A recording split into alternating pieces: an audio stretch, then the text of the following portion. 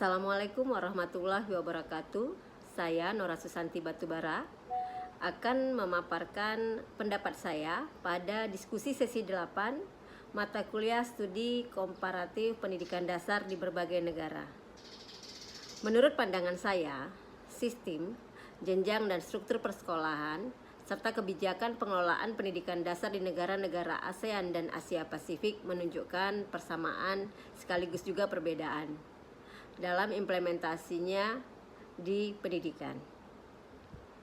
Sulit untuk mengatakan bahwa implementasinya benar-benar sama karena adanya keragaman konteks sosial, ekonomi, politik, dan budaya di kawasan yang sangat besar ini.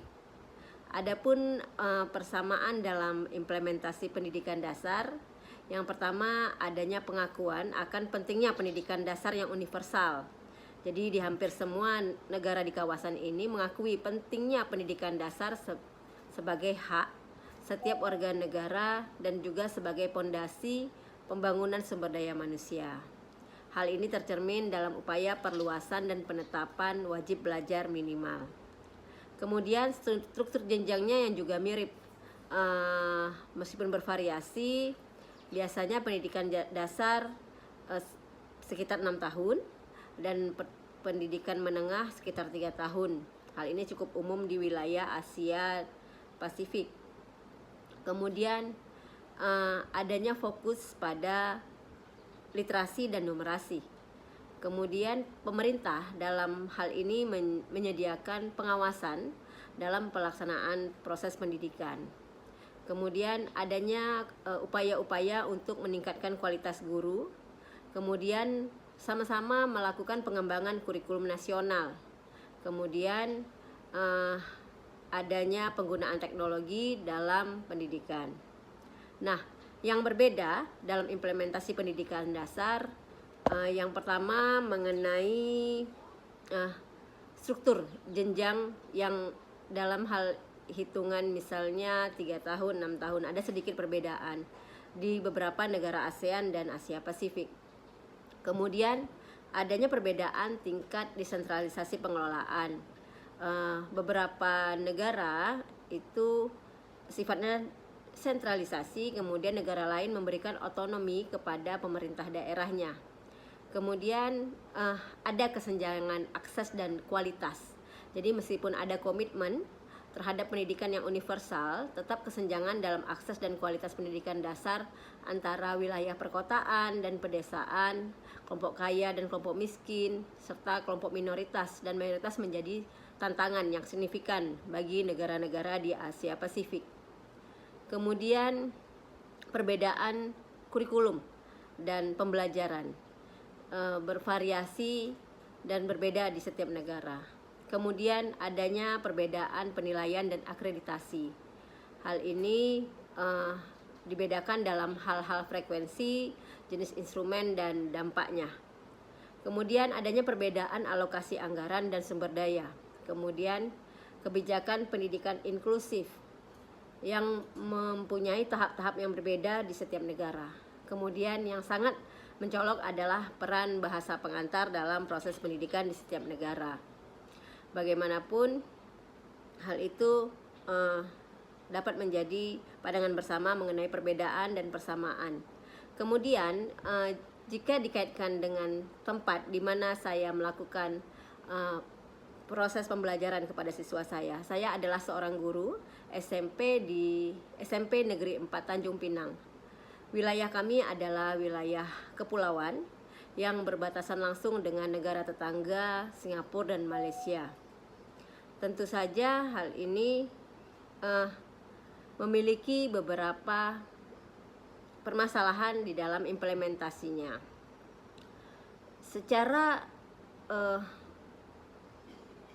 pelaksanaan, pendidikan di Tanjung Pinang mengikuti kerangka nasional.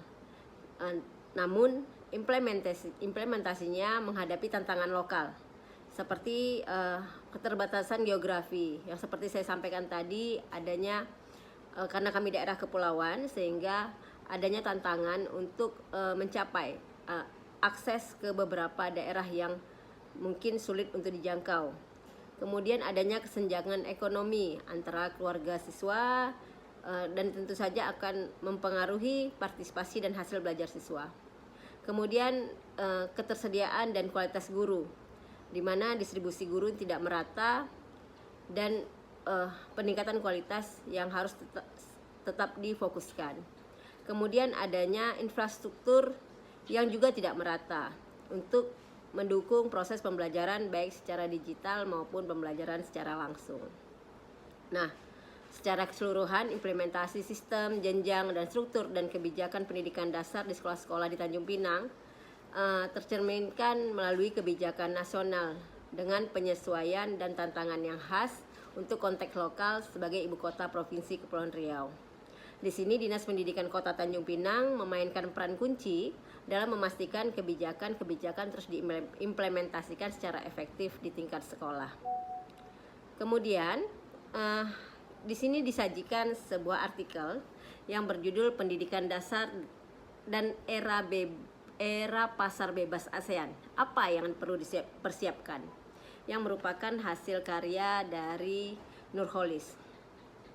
Baiklah, artikel ini membahas tentang tantangan dan persiapan yang diperlukan dalam pendidikan dasar di era pasar bebas ASEAN. Abad ke-21 ditandai dengan perubahan sosial yang sangat cepat dan signifikan akibat kemajuan teknologi, informasi, dan globalisasi. Hal ini membawa konsekuensi pada aspek kehidupan termasuk pendidikan. Pendidikan dasar memiliki peran penting dalam menanamkan nilai-nilai dasar dan mempersiapkan generasi muda menghadapi tantangan global. Namun, sistem pendidikan dasar perlu beradaptasi dengan perubahan zaman. Artikel ini menekankan perlunya reposisi misi pendidikan, pengembangan kurikulum yang relevan, penerapan pembelajaran aktif dan kreatif, pengembangan sumber daya manusia yang berkualitas, dan pemberdayaan manajemen pendidikan. Pendidikan di era globalisasi harus mampu menghasilkan lulusan yang tidak hanya cerdas secara intelektual tetapi juga memiliki kecerdasan emosional, spiritual, teknologi informasi, dan lingkungan. Bagian ketiga dari diskusi ini adalah menganalisis video YouTube mengenai pendidikan dasar yang dikaitkan dengan modul 6 BMP Studi Komparatif Pendidikan Dasar di berbagai negara yang bertemakan sistem pendidikan di ASEAN dan Asia Pasifik. Struktur pendidikan dasar dan menengah di negara-negara ASEAN bervariasi, namun sebagian besar menyediakan pendidikan gratis dan wajib untuk beberapa jenjang. Akreditasi menyelesaikan pendidikan menengah atas berlaku di semua negara ASEAN. Namun akreditasi untuk pendidikan menengah pertama tidak merata. Pendidikan alternatif dan program kesetaraan diimplementasikan dengan cara yang berbeda di setiap negara. Tantangan utama pendidikan ASEAN meliputi pemerataan akses dan kualitas, kekurangan fasilitas dan guru, serta masalah sosial ekonomi siswa. Di tingkat pendidikan tinggi, tantangannya adalah kualitas staf pengajar, penjaminan mutu, infrastruktur, dan kemampuan bahasa Inggris serta penelitian untuk memperkuat sistem pendidikan ASEAN. Diperlukan visi dan komitmen yang jelas, konsistensi kebijakan, fokus pada kesetaraan, kualitas, dan relevansi serta kemitraan yang lebih kuat.